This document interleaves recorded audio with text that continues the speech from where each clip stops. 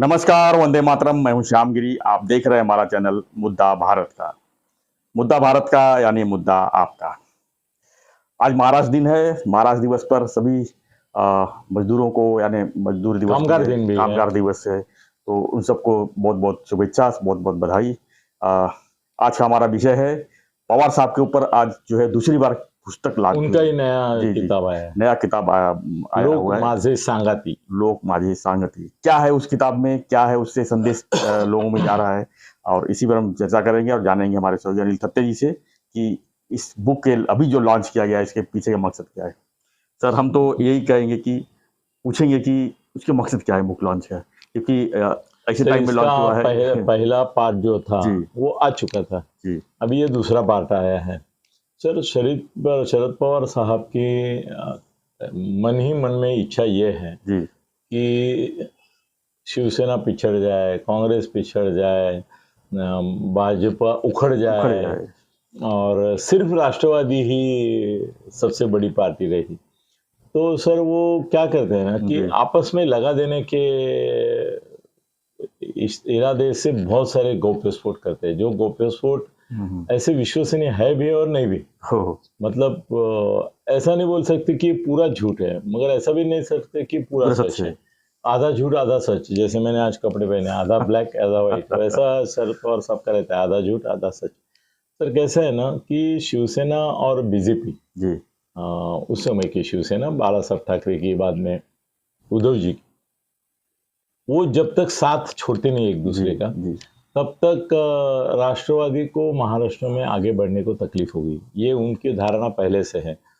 वो उनमें फटाफट हो जाए उसके लिए 14 में उन्होंने सपोर्ट दिया था इसके बीजेपी गवर्नमेंट को, उसमें कोई उनको दिक्कत नहीं लगी। बाद में शिवसेना को अपने बीजेपी के साथ से तोड़ के अपने साथ भी लिया, वो भी मकसद यही था कि भाई उनसे उनका ये हो जाए। अभी ऐसा है कि उनके मन में ये है कि आने वाले चुनाव जो है वहां पे नंबर 1 की पार्टी कम से कम राष्ट्रवादी बननी चाहिए। क्या बात। तो अभी तो चांसेस बीजेपी के हैं, तो हमने अनुवाद ये किया था, अनुमान किया था कि नंबर 1 की पार्टी बीजेपी रहेगी, नंबर 2 की एनसीपी रहेगी, नंबर 3 की कांग्रेस रहेगी, नंबर 4 की शिंदे सेना रहेगी और नंबर 5 पे उबाठा रहेगी। ये आज का दृश्य दिख रहा है। हाँ, मगर बीजेपी को पीछे अगर हटाना है तो उनका जो बेस है दूसरे पार्टियों से वो तोड़ना जरूरी लगता है। तो ये भी एक साइकोलॉजिकल वॉरफेयर है उनका। वो ऐसा गोप्यस्फोट के नाम से इनमें और दुही के बीज जिसको बोलते हैं वो ये कर रहे हैं, बोल रहे हैं कि भाई तुम्हारा एक दूसरे से कोई विश्वास भी नहीं है, तुम विश्वास के लायक भी नहीं हो। तो उनका वो मकसद कामयाब होता है कि हमारे नेता जो है वो भी हल्के काम के रहते हैं, वो तुरंत पकड़ लेते कि हाँ अच्छा ये ऐसा असेल, तो इसका असर होगा।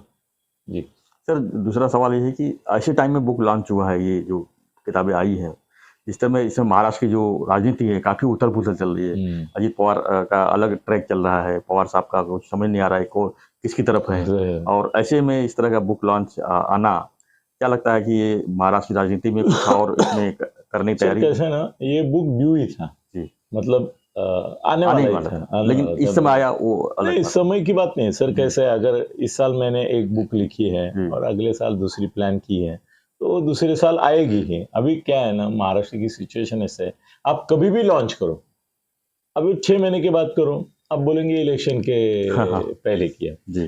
पिछले 6 महीने में किए तो बोलते हैं कि भाई अभी ये शिवसेना टूटी है, उसकी पार्श्वभूमि पर ये आ गई।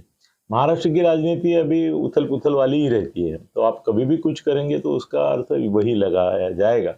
मगर पवार साहब जो है वो इसमें ये चाहते हैं कि राष्ट्रवादी आगे बढ़े और कांग्रेस और बीजेपी पीछे जाए। उसके लिए ये सर, अभी ऐसे ना लोग भी विश्वास नहीं करते। अभी शरद पवार की विश्वसनीयता जीरो है।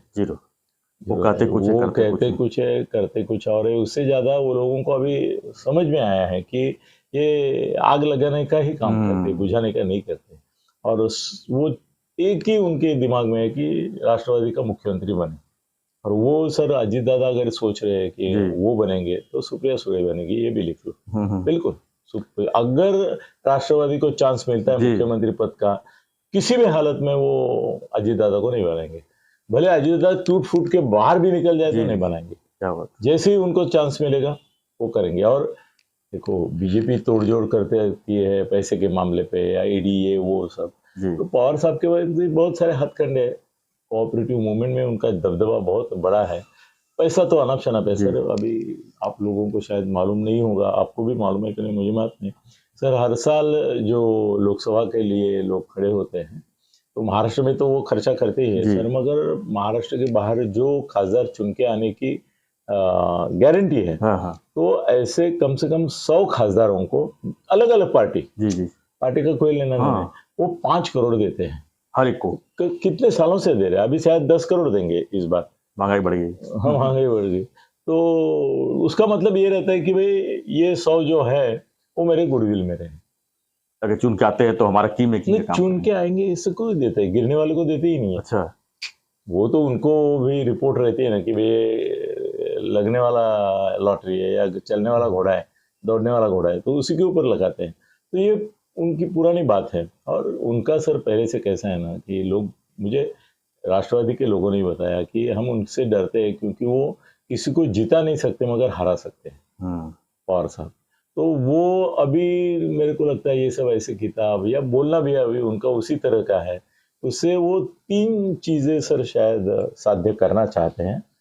एक है कि नंबर 1 की पार्टी बने, दूसरी है कि बीजेपी और शिंदे साहब में भी गलतफहमियां पैदा करे, उसमें लकड़ी लग जाए। हाँ, और तीसरा ये है कि अजीत दादा को कट्टोसाइज करके सुप्रिया सुळे को मुख्यमंत्री पद या जो भी रहेगी तड़जोड़ होगी ये होगी उसमें आगे बढ़ाए। तो ये एजेंडा के ऊपर ये किताब ऑलरेडी उन्होंने फिट की है क्योंकि ये दिमाग में उनका पहले से एजेंडा है, ऐसा मुझे लगता है। क्या लगता है इसका जो टाइटल है इसका जो किताब का? लोक माझे सांगा। लोक माझे सांगा सर वो पॉपुलर टाइटल है कि लोग माझ्या बरोबर है, सब मेरे साथ। हाँ, पीपल आर विथ मी, तो वो ठीक है, उसमें कोई ये नहीं। और लोग उनके सांगती है कि नहीं, तो इसका जवाब हाँ है, ऐसा ही देना पड़ेगा। आज महाराष्ट्र में सर फडणवीस के साथ समझो 25 लोग हैं जी, शिंदे के साथ 15 लोग हैं, तुम्हारे नाना पटोले और इनके साथ 5 लोग हैं, और कौन है, उद्धव के पास मैं ज्यादा दूंगा उसको, मैं 35 दूंगा, 35-40 लोग उद्धव के साथ दूंगा। सर मैं उद्धव को क्रिटिसाइज करता हूँ, जो फैक्ट है वो फैक्ट है। आज नंबर 2 पे वो है। हाँ, भाजपा के भी वो आगे है सर, पॉपुलैरिटी में, सिंपैथी में। और उसके साथ जो लोग हैं वो भले आमदार नहीं है, खासदार नहीं है, मगर सर आम शिवसैनिक जो है वो अभी तक उसके साथ है। तो नंबर 1 पे पवार साहब है जी। तो नंबर 1 है वो, 2 है उद्धव, 3 है फडणवीस 3 पे है। तो वो भी सर उसमें प्रॉब्लम क्या है ना, वो ब्राह्मण है।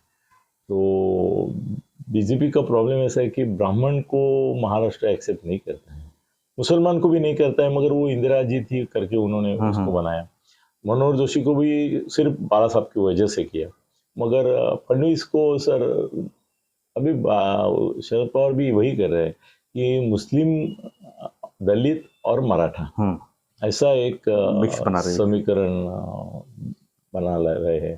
तो वो समीकरण के हिसाब से ही वो किताब में एक नैरेटिव उन्होंने पेश किया है सर। तो सर एक लास्ट क्वेश्चन मैं पूछ लेता हूँ इसमें कि अगर महाविकास आघाड़ी के साथ में अगर राष्ट्रवादी लड़ती है मतलब लोकसभा चुनाव, तो 48 में से कितनी जगह इनको मिल सकती है और उसमें कितना ही जीत सकती है? तीनों पार्टी साथ में अगर मिलती है। हाँ, ये कंडीशन यस कि उबाठा जी, कांग्रेस और राष्ट्रवादी जी। सर हालात अगर ऐसे ही रहे जी, हाँ जी, आज की सिचुएशन जो है, आज की स्थिति में, हाँ उसमें सो सर शिंदे और बीजेपी को मिलके 20 या 23, ज्यादा से ज्यादा 25 मैक्सिमम, मतलब 20 सीट का नुकसान है उनको। 42 है, मतलब कम 20 सीट का नुकसान है। और महाआघाड़ी की सर फिर जो बची वो उनकी होती है जी। अगर 20 मिली तो 28 उनकी होती है, 22 मिली तो 26। उसमें राष्ट्रवादी को क्या देख रहे हैं आप सर? राष्ट्रवादी को compare to Shiv Sena, Ubatha compare to Congress, तो राष्ट्रवादी बड़ी बात आप बोले हैं सर। वो थोड़ा अंदाजा लगा रहा हूँ मैं कोई दावा नहीं करता हूँ, शर्त भी नहीं लगा रहा हूँ मैं। शर्त लगाने का बहुत आदी हो गया हूँ आजकल। सर बीजेपी का नंबर 1 रहेगा और चलो अभी थोड़ा उनको कंसेशन देते, 25 सीटें अगर आ गई जी तो सर मेरा अगला विधान थोड़ा धक्कादायक लगेगा, लोगों को भी लगेगा, मगर सर ये सच होगा क्या कि 25 अगर बीजेपी और शिंदे सेना के आते हैं जी तो सर उसमें 23 5 या 6 जी 5 या 6 मैक्सिमम 7 शिंदे सेना की रहेगी, 13 है उनके पास, तो उसमें से आधे गिरेंगे, 50% गिरेंगे जी और बीजेपी के जो बाकी है अभी 18 पिछली शिवसेना के थे जी अभी इनके बाद हम यहाँ तक रोक रहे हैं, 5-7 पे रोक रहे हैं सर, और उनको अगर 22-25 मिलने वाली है तो बाकी का जो हिसाब है वो बीजेपी का और राष्ट्रवादी का भी सर बीजेपी से 2 या 3 सीट 4 सीट कम रहेगी ज्यादा से ज्यादा। नहीं सिर्फ राष्ट्रवादी का मैं बोल रहा हूँ, सिर्फ राष्ट्रवादी का भी बीजेपी अभी अकेले बीजेपी का बोला ना मैं 20, 22, 23, 25 जी